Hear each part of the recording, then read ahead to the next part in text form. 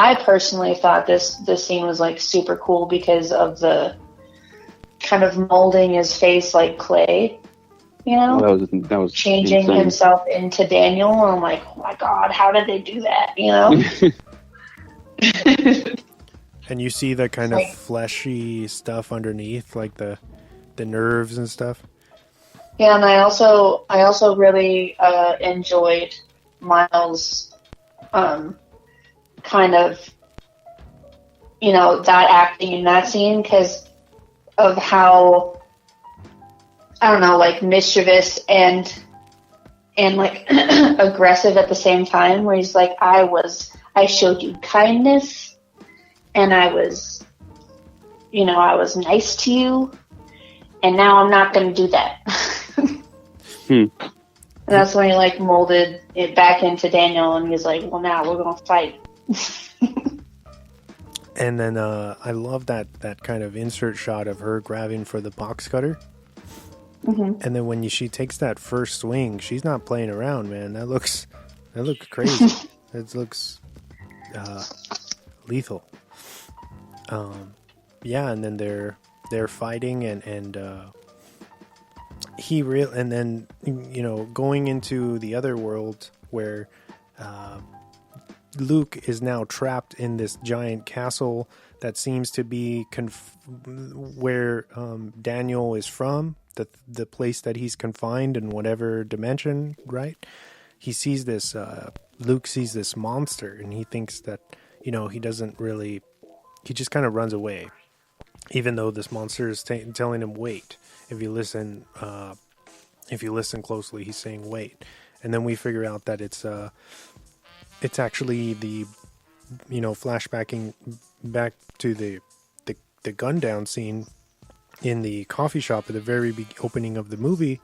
It turns out that Daniel had taken over this, you know, that kid and made him do that horrific stuff. And, you know, and of course that guy died. And then it kind of clicks in your head like, oh, so it was just because Luke had, you know, as a kid, just went through this traumatic thing, seeing his parents and running away, and he's very weak and emotionally unstable at that point. And Daniel, as this kind of entity, latched onto him out of just kind of pure coincidence of him being there. You know what I mean? And he took the embodiment of a child. So then it's a real great twist there. And then you see like the glass cases of all the weapons that Daniel had used. I'm presumably, you know, like through the years of him possessing different people, he takes like, it's like his kind of like trophy room of all the weapons and stuff. Yeah, he even says he's like, I've been around for years, right? Yes, which is fucking creepy. And he's like inspiring people. And yeah. Like, what the hell? If that's a muse, I don't want it. Yeah. Right. my only gripe, and I think this is like the only one that I have, is that if this is like a type of demon or entity, and it also could be, you know, Hollywood kind of manipulating the whole, oh, if a demon possesses you, obviously you have superhuman strength and stuff like that, you know? But Cassie like whooped that guy's ass. You know? Like she like kicked him down the stairs, she like fought him off, like not easily, but you know, she put up like a good enough fight that I'm like, I don't know. So you would think like if he was a demon that she wouldn't stand a chance. Exactly, yeah. According to Hollywood and whatever, everything else we've seen in movies and stuff like that.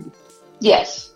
But also in the context, since Ashlee seems to be wanting to play with like realism, then I would think that that's why in his trophy room, he has all of these weapons because he uses weapons to hurt people, not so much his superhuman strength, because when he's possessing these people, for example, Luke, he seems like a frail guy, not very strong. So it would make sense if he's in, in Luke's body, that he would not have so much of a strength advantage on. He's only as strong as the person he's possessing. Yes, right. In theory, I get that. That makes sense. Yeah, just a theory. Yeah, but and then without thinking, Luke ends up like kind of he gets that the dagger thing that that Daniel had killed his therapist with, and then ends up stabbing the monster as it's coming. It ends up coming close to him. He stabs him without really thinking about it, and then he realizes that it's just like this soul that slowly has been there so long that he started kind of turning into a monster himself, and couldn't really convey the emotions needed to reveal himself before it was too late, and then he ends up bleeding out. And then, well, as a side note, sorry. That's okay. As a side note, I really liked that part that he actually did kill, and the guy who he possessed before, his name was John, something with a T. I liked when he killed John, because I'm like, oh, at least he's free, or hopefully he's not trapped in this godforsaken place anymore. Yeah, he's went on to hopefully a better place, and can absolutely go and be at rest.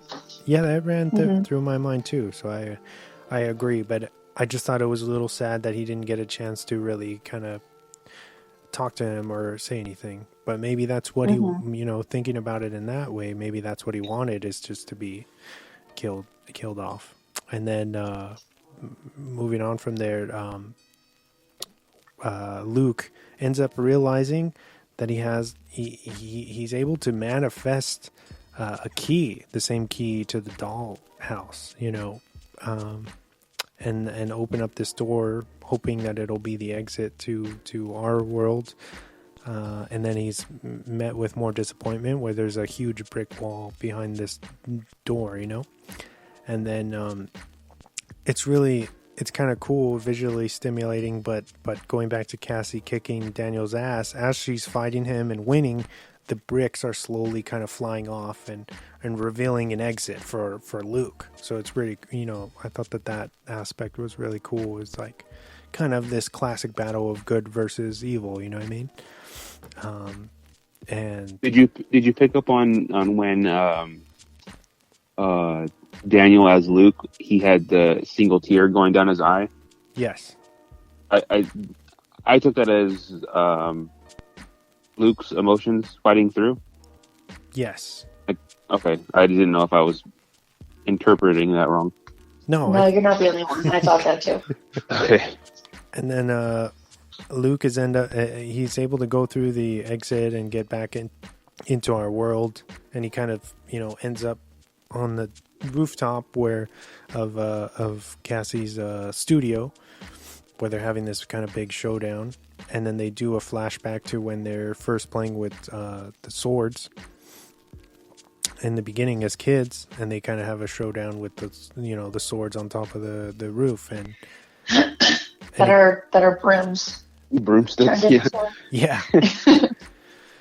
And at this point, which is kind of interesting, Daniel kind of kicks the shit out of Luke and beats him with the butt of the sword while they're on the kind of ledge, which is, when you hear that sound design, it makes you kind of cringe. It feels very real. Like it's actually happening. Yes. Yeah. And that's when, again, a kind of a callback to Fight Club, where Luke makes, has this realization that if he's like, if I go, you go. So he ends up, he grabs Daniel and kind of takes a leap of faith off the building, effectively killing himself, and hopefully banishing Daniel back to his like little castle dimension thing, or the dollhouse, whatever you want to say. I kind of felt almost. I kind of felt sad when he, threw himself off, because he has that flashback of when like they're playing the skydive with each other. And I was like, man, that sucks. Like, I don't know if like it just brought me back to like when he was a little kid. Definitely, it was almost like there was no other clear way, and I felt like he wanted to do that to kind of make sure that Cassie would be safe, even though he was gone, and she ends up going up to the body to try to see if he's still somehow alive, even though when they do that kind of not helicopter shot, but that overhead shot of like the aftermath of his fall, it's very clear that he just probably didn't survive. Yeah. That's like most of his brain outside his body. Yeah. Yeah.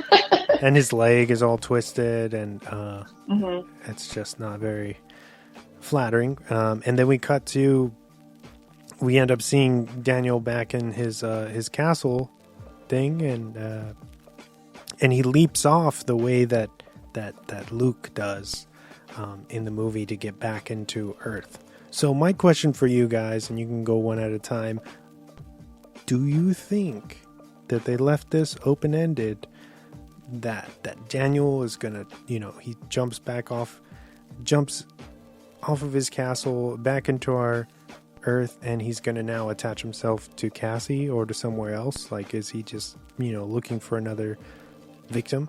Is that what we're meant to interpret as far as the end? Because the end is very, out there. It's not, there's not open-ended. It's not. Well, I think what I took from the whole Daniel basically being with different hosts is basically I don't think he's looking for any specific person, just someone to torment. So I think he's just gonna, that's his MO, is like just latching himself onto vulnerable people and tormenting them until they kill themselves, I guess. Yeah, that's or get themselves killed. I kind of thought the same thing. Like he's kind of just starting the cycle over again. Okay. I was just curious on what that meant. I'd like to think that he's banished forever now, but in my head I was like, well, now that the host is dead, he's not dead. Unless he's trapped, but then we see him leaving the same way or jumping into the void. And he obviously was able to jump from host to host very easily in the coffee shop, you know what I mean? So right. Would it be any different than that? I don't know. Well, I remember after the scene where it shows all the brains on the pavement, it cuts to, after Cassie lays down next to him and stuff, it cuts to what it looks like an upward angle of him looking down at, the carnage. Daniel looking down at the carnage as himself in the monster mode, and it gives this kind of idea of you son of a bitch, you had to go and do that, Yeah. What? I think he takes probably pleasure in having them die horrific, kind of like the shot, the opening scene in the movie. Mm-hmm. But I think I'd say he took this as a loss because it wasn't the way maybe he wanted him to die. Yeah, because he didn't. He had. I'm sure he had a bunch of plans and everything. Well, yeah, he even says, "Let's go rob a bank" or something. I guess the big difference from from the first guy that he jumped from is that he had collected his soul, and Luke was able to get free. So even though he was killed, he doesn't have to live, like forever, in this eternity in this fucking castle thing like this other guy did. You know what I mean? Because his soul took his body.